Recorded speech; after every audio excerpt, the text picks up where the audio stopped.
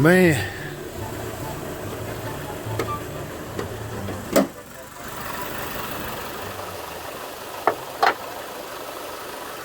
Alright, welcome guys. Welcome back to the channel, man. Y'all can see. Wow, y'all see that? It's actually doing it. There you go. Man.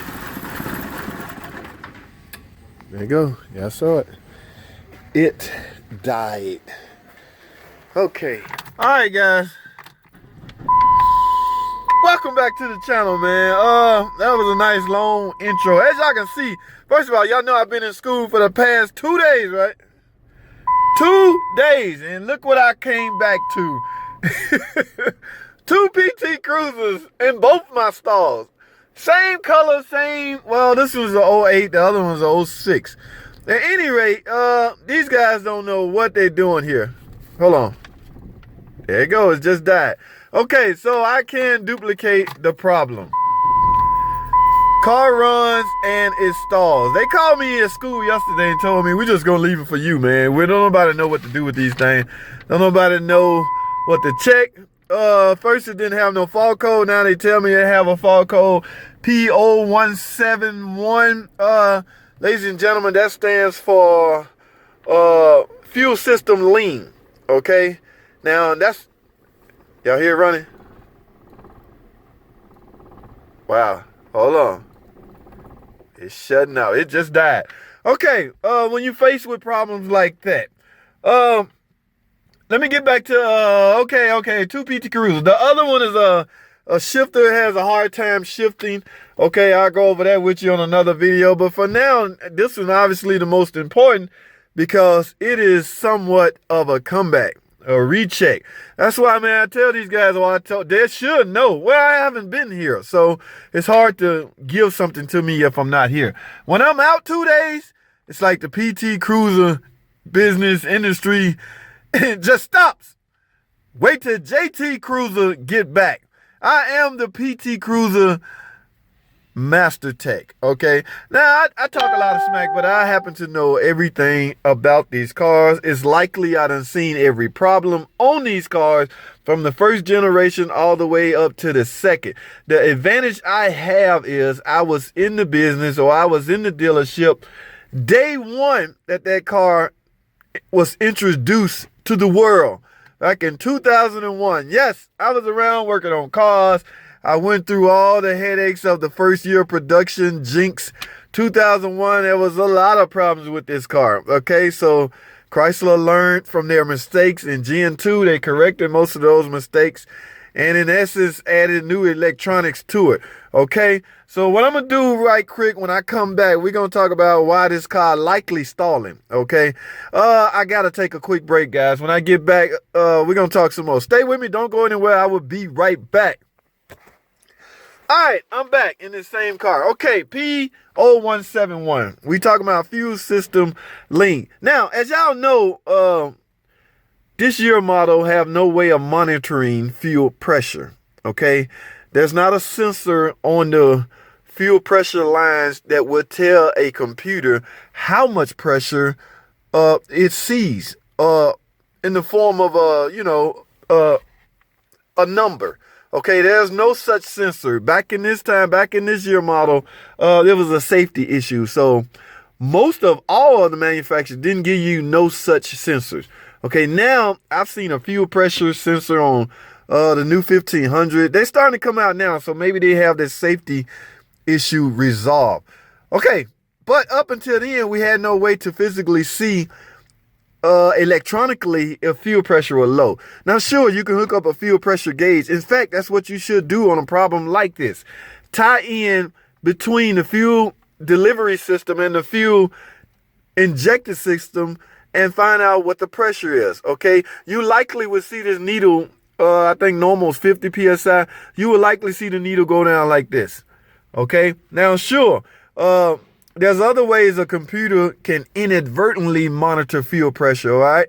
So if it sees, if it needs to start calculating for a loss of fuel pressure, it will throw out fault codes like fuel system lean, okay? Lean pretty much mean you're not getting enough fuel. We've seemed to gotten away from the term rich and lean.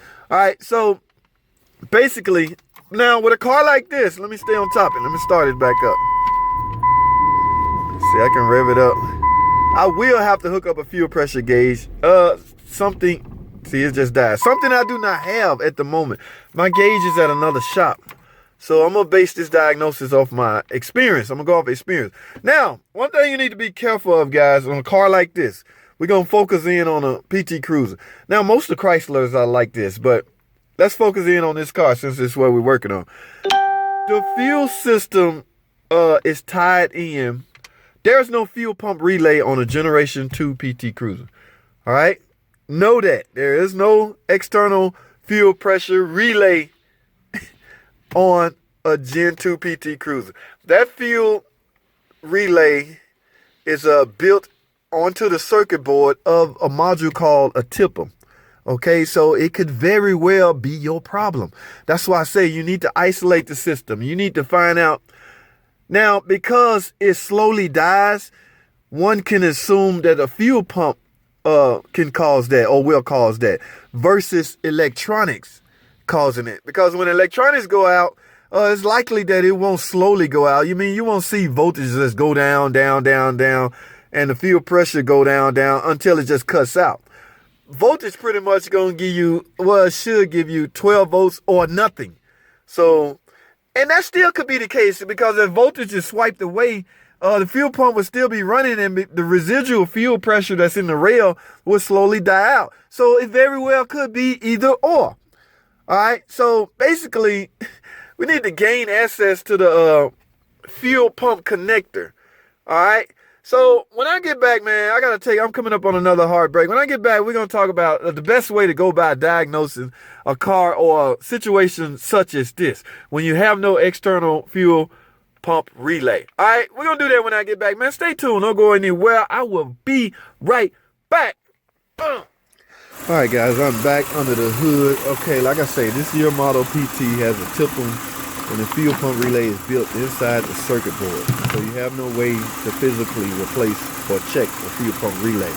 Now this very well could be your problem. Here's where you would tie in your fuel pressure gauge if you had one. Mine is at another shop. I don't have one, but that reading will become very important on diagnosing cars such as this. Now, your fuel pump could be dying a slow death. Okay, this car has 160,000 miles. There's a likely chance that the fuel pump has never been replaced. So that very well could be your problem, but you don't want to leave out the electrical part or the electrical side of the fuel system. All right, now the only fault code he told me they was getting is the 171. That is simply fuel system lean. The computer trying to adapt for a loss of fuel pressure, likely. All right, so see, like now it's running. It's been running for a minute. Over time, over the next 2 minutes, it will essentially stall out. Now, you can take out most of the guesswork, but this is an expensive way to do things, so you should not get in the habit of doing it. Some guys will replace both the tipper and the fuel pump. That's just I guess they don't want to take chances. They completely, nothing in between those two but wiring. So if the wiring circuit is good, then yes, they're likely going to hit the problem by doing both. But like I say, that is an expensive way to do things. So what I'm going to do, I have to go, and this is an incomplete video, and I'm sorry guys, but matter of fact, I'll just make this part wrong. I have to go get my fuel pressure gauge. I need to know what fuel pressure reading is. Okay, that's the only way you're going to get an accurate diagnosis. All right, now I can do my scan tool. I can take and actuate the fuel pump relay and see if it runs and I get constant voltage. Y'all know the fuel pump on these, you have to drop the tank. Well, you're supposed to drop the tank. My personal PT, I cut me an access hole in the rear seat to gain access to that because I got tired of dropping my tank to make some kind of repair or some repairs I was doing. So I made me an access hole. In fact, y'all catch that video. I'm going to put it right here after I edit how I diagnosed a bad fuel pump on a PT Cruiser and how I replaced it because I ended up cutting a hole in the rear seat. All right, so What I'm gonna do on this car, guys, I just have to name this part 1. I'm going to get my fuel pressure gauge. And let me recap what's going on. This car was left in my stall. Some mechanics had already replaced spark plugs. You got to be careful doing tune-ups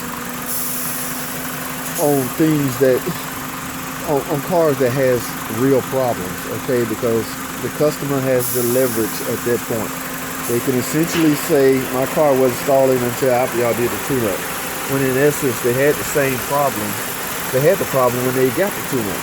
But the mechanic is so money hungry and greedy, we need to sell a tune-up. We need to sell a tune-up. Now you are semi-married to, you can get married to cars like that. So this is part 1. When I get my fuel pressure gauge, we're gonna diagnose low fuel pressure and what to do from there. As far as tip them, totally integrated power module, or the actual fuel pump. Okay. Now, due to mileage, I'm sure my manager's gonna tell me they don't like taking chances either here. They hate lawsuits, and dealerships are lawsuit prone. So I will probably get orders to replace the fuel pump and the tip them. In fact, that's what I know is going to happen. I mean, you hate being accused of something. If they buy it, they buy it. If you don't, they don't. But I guess they just tired of having to fight with customers over things that's out of their control. So I'm gonna wrap this video up, man. I'll get back to part 2. I'll upload part 2 on my additional diagnosis and repair. Okay, the conclusion I came up with. All right, so thanks for watching, guys. Comment, subscribe, and I'll see y'all on the next video.